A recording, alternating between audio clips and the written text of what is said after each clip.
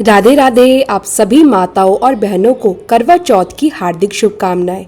करवा चौथ व्रत में लगने वाली जो भी आवश्यक पूजन सामग्री है वो कौन कौन सी होनी चाहिए और इसके अलावा जो भी पूजन सामग्री है उसका विसर्जन कब और कैसे किया जाता है, आप आज की वीडियो में विस्तार से जानेंगे। सबसे पहले आप जान लीजिए करवा चौथ के व्रत में जो मुख्य सामग्री होती है उसका क्या महत्व होता है। जैसे कि करवा वो जरूर होना चाहिए। करवा को गणपति जी का प्रतीक माना जाता है। कहते हैं कि करवे में लगी गणेश जी की सूंड मानी जाती है। करवा में जल भरकर पूजा करने और चंद्रमा को अर्घ्य देने से मंगल कामनाएं पूरी होती हैं और मनोवांछित इच्छाएं भी पूर्ण होती हैं। अगली सामग्री है दीपक। करवा चौथ व्रत के दिन सुहागिन महिलाएं छलनी में दीपक रखकर पहले चंद्रमा को फिर अपने पति का चेहरा देखती हैं। शास्त्रों के अनुसार दीपक जलाने से नकारात्मकता दूर होती है और यदि दाम्पत्य जीवन में कड़वाहट हो तो वो भी दूर हो जाती है। तीसरी सामग्री है सीख, जिसे हम सरी भी कहते हैं।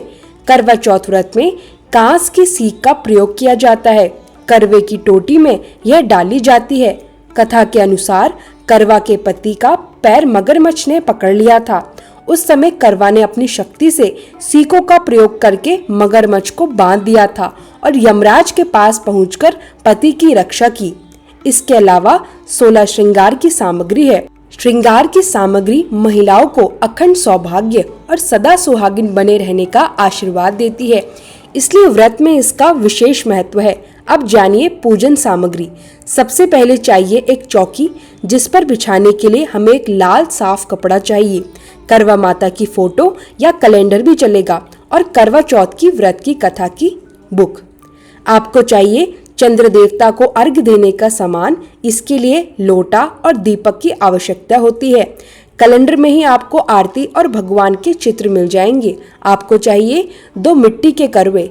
इनमें पूजा के समय साबुत अनाज, खीले, शक्कर या सूखे मेवे आप भर सकते हैं। एक करवा माता पार्वती का होता है, दूसरा आग का। पूजा में माता पार्वती के साथ अपना करवा फेरा जाता है। करवे में लगाने के लिए सीख, जिसे आप सरी भी कहते हैं। चंद्र देवता को अर्घ्य देते समय इन्हें धीरे धीरे धरती पर गिराएं। 4-4 सीख हर करवे में डाली जाती है। आपको चाहिए भगवान गणेश, माँ गौरा और भगवान शिव की मूर्ति या तस्वीर। यदि मूर्ति नहीं है तो सुपारी में आप मौली बांधकर गणेश भगवान का प्रतीक मानकर आप पूजा कर सकते हैं। पूजा के लिए ताजे फूल, माला, आसन, भोग में आप दे सकते हैं फ्रूट्स, मिठाइयाँ या कोई भी पकवान, पान, सुपारी, लौंग और इलायची भी। करवा माता और पूरे शिव परिवार की आप पूजा अवश्य करें। व्रत के दौरान शादी का जोड़ा या कोई नई साड़ी पहने। सासू माँ को आप वस्त्र, दक्षिणा, फल, मिठाई आदि अवश्य दें। अगर सासू माँ दूर है आपकी तो केवल दक्षिणा भिजवा सकते हैं। श्रृंगार सामग्री में आप चूड़ियाँ, बिंदी, लिपस्टिक, दक्षिणा सुनिश्चित करें कि कोई वस्तु टूटी या खराब ना हो।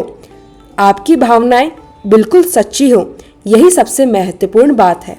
जो सामग्री अभाव में भी हो, भगवान और देवी देवता भाव से स्वीकार कर लेते हैं। करवा चौथ व्रत में श्रृंगार बांटना अति शुभ माना जाता है, लेकिन ध्यान रखें किसी भी सामग्री का अपमान ना हो, कोई भी वस्तु टूटी या खराब ना हो। व्रत के अगले दिन सुबह सूर्योदय के बाद ही आप चौकी को हटाएं।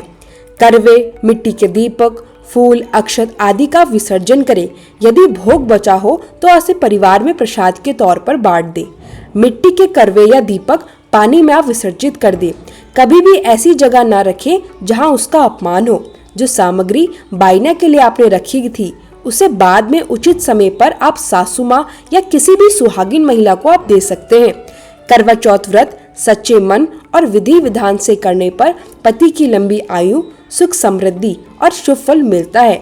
यदि यह जानकारी आपको अच्छी लगे तो प्लीज वीडियो को लाइक करें, चैनल में कमेंट करें और चैनल को सब्सक्राइब करना ना भूलें। तब तक के लिए राधे राधे।